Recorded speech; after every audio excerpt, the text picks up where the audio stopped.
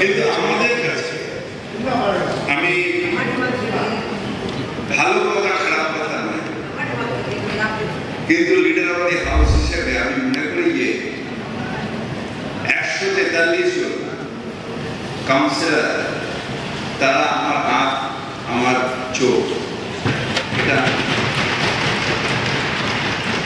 পৌরসভাকে এগিয়ে নিয়ে যাওয়ার জন্য এটা আমাদের সবার যৌথ কর্তব্য যে একসাথে মিলে আমরা সবাই কাজ করবো এবং পৌরসভাকে এগিয়ে নিয়ে যাবো। যেমন ধরুন কালকে এগুলো বলেছিল যে বিল্ডিং রুলসের বেলা যে ডিলাপিডেটেড বিল্ডিং তার ক্ষেত্রে কেন পৌরসভা কিছু করতে পারছে। ডিলাপিডেটেড বিল্ডিং এর ক্ষেত্রে আমি বলি একটা কনস্টিটিউশনের রাইট আছে, প্রত্যেকটা মানুষের রাইট টু প্রপার্টি। আমি কারোর প্রপার্টি ছিনিয়ে নিতে পারি, সেই মানুষগুলো যারা ওখানে রয়েছে ভাড়াটে তাদের প্রোটেকশনের জন্য কোর্টে যাওয়া যায়, কিন্তু কারোর জমি আমরা নিয়ে গিয়ে জোর করে সে ডিলাপিডেটেড বলে তার ভাড়াটাদের সরিয়ে দিয়ে বিল্ডিং তৈরি করে ভাড়াটাদের ঢুকিয়ে দেবো, সে অধিকার কনস্টিটিউশন আমাদের দেয়। এই 34 বছর ধরে যে কাজটা করার কথা, মিনিমাম জল দেওয়ার কথা, সেই জল যারা সরকারে ছিলেন বা তারা সেজন্য যারা পৌরসভা চালাচ্ছিলেন তারা একটু ব্যবস্থা করবেন না যাদবপুরের ক্ষেত্রে। সেখানে তার পাশের দিকে মেয়র, এখন মেয়র যে ছিলেন তিনি যাদবপুরের বাসিন্দা, আমাদের চিফ মিনিস্টার ওইখান থেকে যাদবপুর দিয়েছে এত বছর ধরে, তারপরেও সুস্থভাবে পানীয় জল নেই। কিন্তু আপনি জানেন এবং আমরা প্রতিজ্ঞাবদ্ধ, যেহেতু আমাদের মুখ্যমন্ত্রী মমতা বন্দ্যোপাধ্যায় আমাকে যখন এই দায়িত্বটা দিয়েছিলেন সেই সময় বলেছিলেন যে যাদবপুর এবং টালিগঞ্জে জলের যে কষ্ট সেটা নিবারণ করতে হবে, এবং সেই অনুযায়ী আপনাকে বলি যে আমরা বদ্ধপরিকল্পে জল যাদবপুর টালিগঞ্জে আমরা যে আপনাদের ডিপ টিউবওয়েলের জল খান যে কষ্টটা করেন সেটার জন্য আমরা প্রায় 700 কোটি টাকা যাদবপুর টালিগঞ্জের জন্য প্রায় 700 কোটি টাকা ব্যয় করেছি।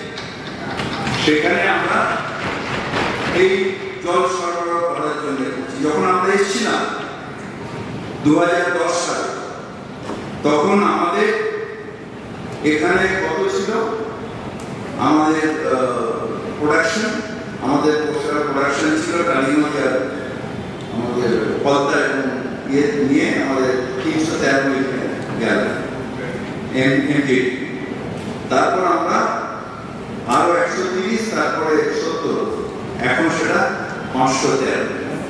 জলের এসেজ না হলে কলকাতায় সত্যি সত্যি জলকষ্ট হওয়ার কথা নয়। পপুলেশন যদি আমরা ধরে নিই তাতেও 2 কোটি, যদি মানে 1 কোটি পপুলেশন, 1 কোটি ফ্লোটিং পপুলেশন ধরি, তাতে 2 কোটিতে যদি 18 লিটার করে আমরা জল পাওয়ার করি তাহলে জলের কষ্ট থাকার কথা নয়।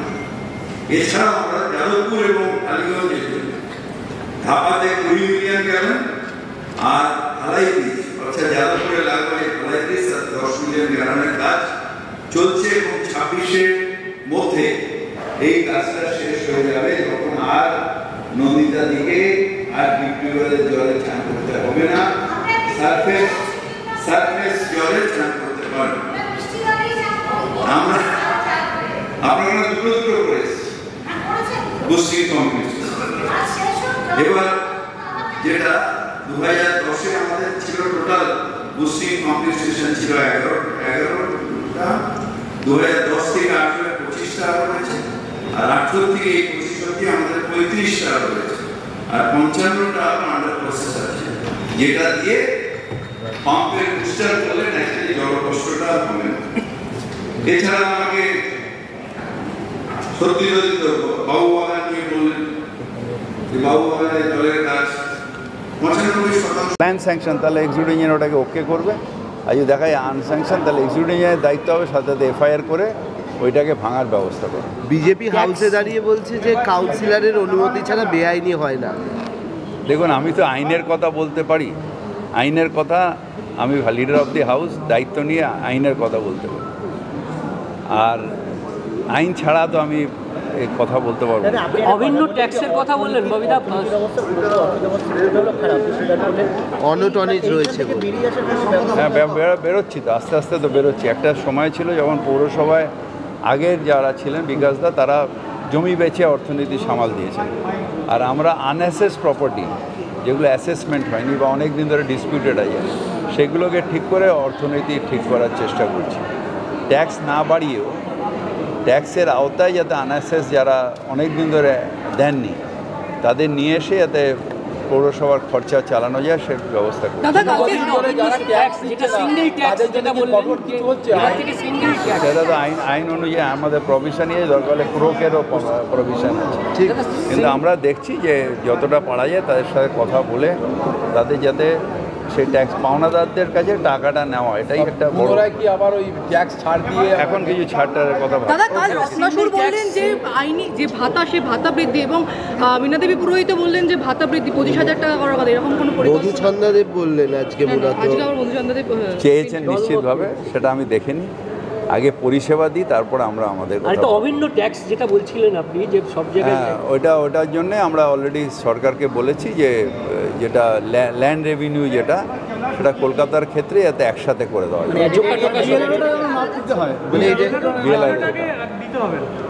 সেটা বলেছি, প্রস্তাব থেকে 100 যেটা আছে না না একত্রিত মানে আগে একটা বিএলআরও একটা আলাদা সামান্য ফিজ নিত, সেটা যাতে একসাথে। একটা বিষয়, মোহাম্মদ আলী পার্কটা আপনি ঘুরে এসছেন, মানে অনেকদিন ধরে কাজটা বন্ধ রয়েছে, ওখানে কিছুটা অসুবিধা ছিল, একটা খেলার মাঠ যেটা ওই জাসিমের বাড়ি মার্কেট স্কোয়ারে, সেখানে ওটা ওদের সাথে কথা বলে বুঝিয়ে ওই কাজটা শুরু হয়ে গেছে। মোহাম্মদ আলী পার্কে ওইটা শুরু হয়ে গেলে তখন আমরা জল তো বন্ধ করা যাবে না, ওখানে জলাশয় থেকে জল দিয়ে এটাকে তখন বন্ধ করে এটাকে রিপেয়ার করবো। ঠিক আছে। বাংলা হান্টের আরও খবর দেখতে নজর রাখুন। বাংলা খবর মানেই বাংলা হান্ট।